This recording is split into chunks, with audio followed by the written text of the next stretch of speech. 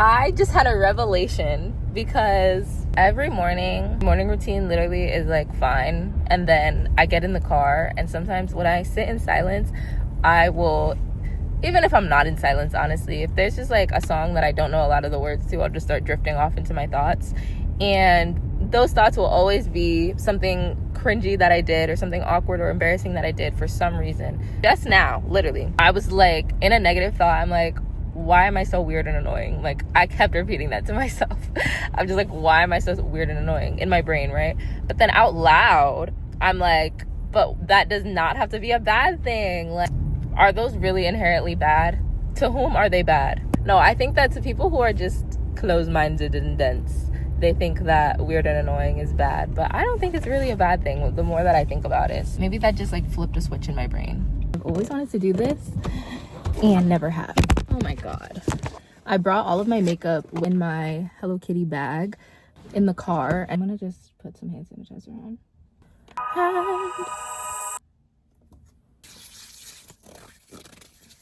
And let's get started. And I guess I should say what I want this to be about. I'm gonna use this up here, if that's okay with you guys. Advocating for yourself. I think that within the last couple of months, I've been put in situations where I need to advocate for myself more. And because I've been fortunate enough to be surrounded by people who advocate for me all the time, it's been like something I haven't really had to think about until I started a new job and I don't know anyone and no one knows me. So I need to advocate for myself because who else is gonna? Oh no, I forgot my setting spray. I knew I was gonna forget something in this process, but it's okay. We'll just let that sit for a second. I feel like,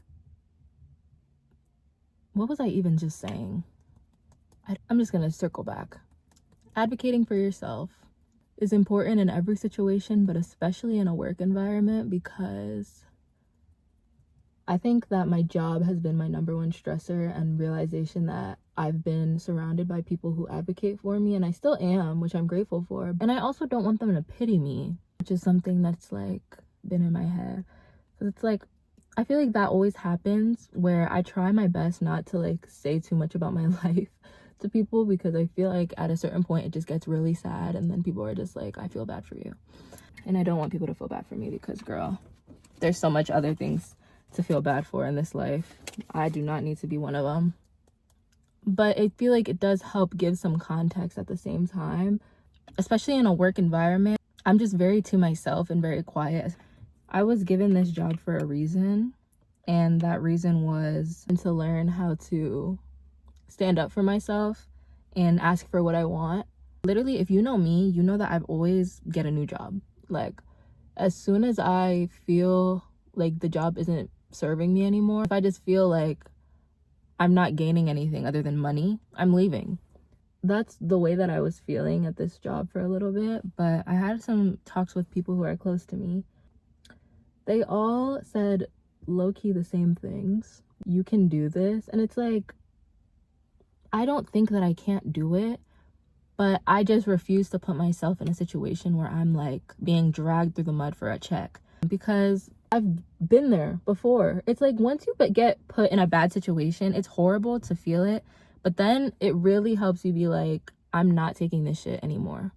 Hell would have to freeze over before I sit in a job that I don't like for any longer than I need to. One thing about me, as soon as I'm unhappy, the job is not mine anymore. Let's put some fun eyeliner on today. I also just had an eye appointment.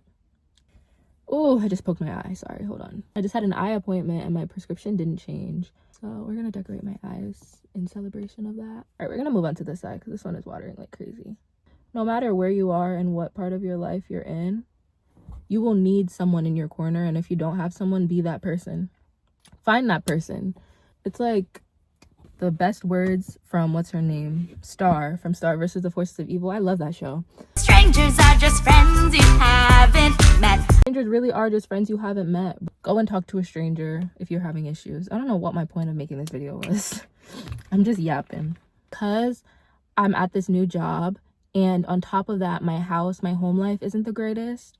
I spend a lot of time alone, and Like, I kind of just let things go and let things slide. And I think I was the master of distraction and the master of just like brushing things off of my shoulder, pretending like everything is okay. And then I turned 21. I said this in my last video too, where it's like I turned 21 and shit just got real. Like, it really did. Like, feels like impending doom is upon me. Let's put some teal mascara on. I'm gonna only put it on my bottom lashes though, and then I'm gonna put black on my top lashes and see what that's giving.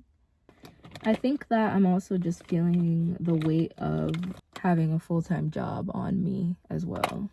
So I'm gonna do my little swirl in the middle of the forehead.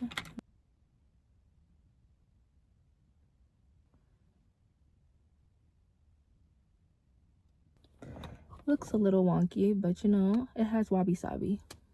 I like how mine's a little off-center. It's got wabi-sabi. All right, I think that's the finished eye look and look for the day. I'm gonna put a little bit more of these. I love this because it's like purple and blue, so it really does look teal.